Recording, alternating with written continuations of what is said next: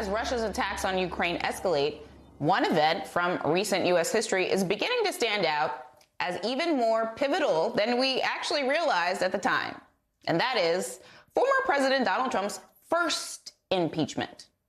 Just to refresh your recollection, Trump's charges stem from a phone call with Ukrainian President Zelensky, the same Zelensky we now all recognize as a brave leader standing up to Vladimir Putin. In July of 2019, Trump pressured Zelensky to dig up information on then presidential candidate Joe Biden. Trump held hostage nearly $400 million in security aid for Ukraine. This was military funding we now know, without a doubt, that Ukraine needed really, really badly to fend off Russia. All the while, Donald Trump, he was cozying up to Vladimir Putin. The aid was eventually given to Ukraine, and Trump was acquitted of all the charges in February of 2020. And in her latest opinion piece for MSNBC, legal analyst Joyce Vance warns Americans do not forget the first impeachment. She says that had Trump won in 2020, he, quote, could have fully denuded NATO, entered into joint cyber agreements with Moscow, and stood back as Putin caused devastation across Ukraine. And joining me now is Joyce Vance. So, Joyce, I've been obsessed with this because I think the first impeachment gets lost because there were two impeachments in one term for the president.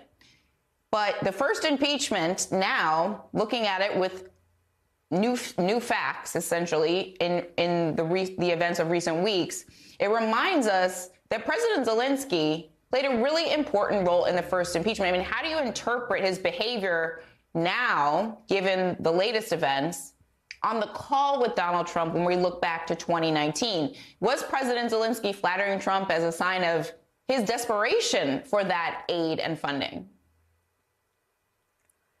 You know, President Zelensky's role is to be the leader of Ukraine, and he has to place his emphasis on Ukrainian interests.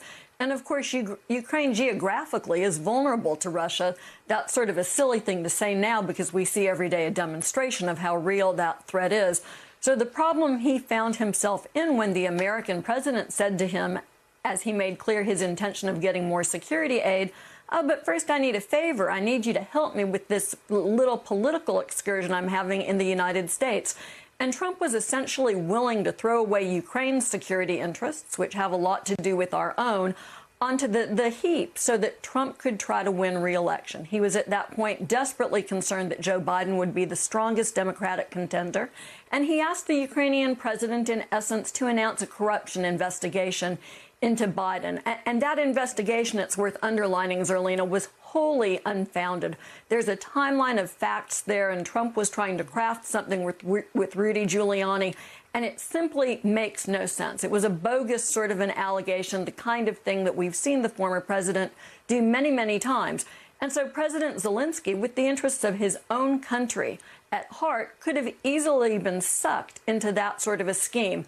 That tells us a lot about the former president's character and his willingness to supplant his own personal political goals in place of our country's best interests.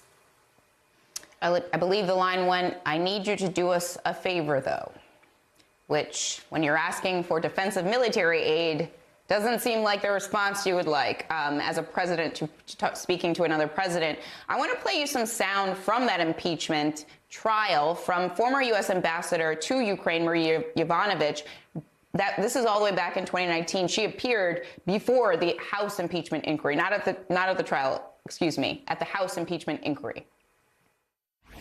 Now, Ukraine is a battleground for great power competition, with a hot war for the control of territory and a hybrid war to control Ukraine's leadership. Supporting Ukraine is the right thing to do. It's also the smart thing to do. If Russia prevails and Ukraine falls to Russian dominion, we can expect to see other attempts by Russia to expand its territory and its influence. I'm telling you, this first impeachment, it is like, it's so eerie. It almost gives you goosebumps when you watch it back now, knowing how everything unfolded up to this point. I mean, what's your reaction to that? Why didn't we take her warning seriously? You know, this is a subject matter expert telling us what we needed to know. And the reality is that just like Ukraine's president is worried about his country's interests, the American president should be worried about America's interests. Sometimes that's meant that we've sent supplies, that we've sent military aid. Other times it means that we've been more reticent. But the most important point here is that America should make its decisions on the basis of America's best interests, on the basis of foreign policy and our national interest. The facts that give rise to the first impeachment show that Trump was making foreign policy on the basis of what was good for Trump. Trump was trying to win re-election and use Ukraine to get him there. He wasn't working based on what was good for the country. He was working based on what's good for him. And that's a cautionary tale because, frankly, had Trump won re-election, we could have been in a situation where Russia could have invaded Ukraine, and Trump, making decisions based on what was good for Trump, might have had a very different reaction than the reaction Joe Biden has had in bringing together NATO and working to help our longtime ally and strategic partner, Ukraine. It's actually quite horrifying thought to think about waking up to the news of hospitals being bombed and maternity wards, and then remembering the bad things Donald Trump said about NATO, as opposed to saying bad things about Vladimir Putin, who is doing that bombing. Republicans, during that first impeachment, they stood by Donald Trump. They stood by his decision to withhold that funding for Ukraine. And now, in 2022, they're criticizing Joe Biden for not doing more and being tougher on Ukraine. I mean, he's providing $800 million already in military spending. I mean, do you think that they should be called out in more forceful terms, given the fact that a lot of them acted very emotional and moved today by the president's remarks? But we remember what they said in 2019. I think that there's a certain amount of nuance here. And look, it's difficult. We've been deluged with just this constant news cycle for 6 or 7 years now. Maybe it's just because we've all been very involved during the Trump administration, but I don't remember the news being this fast and there being so much to absorb.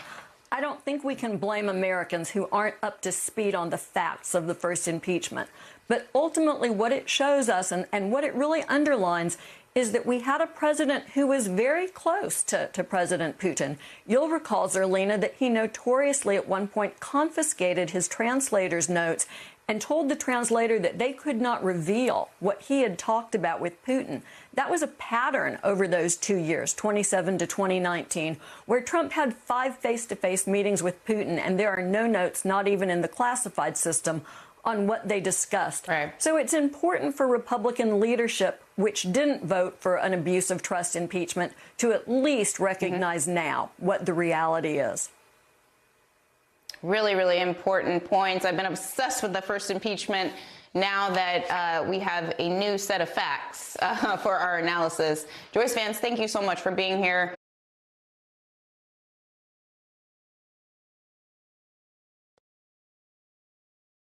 Hi, I'm Zerlina Maxwell. Thanks for checking out our channel on YouTube.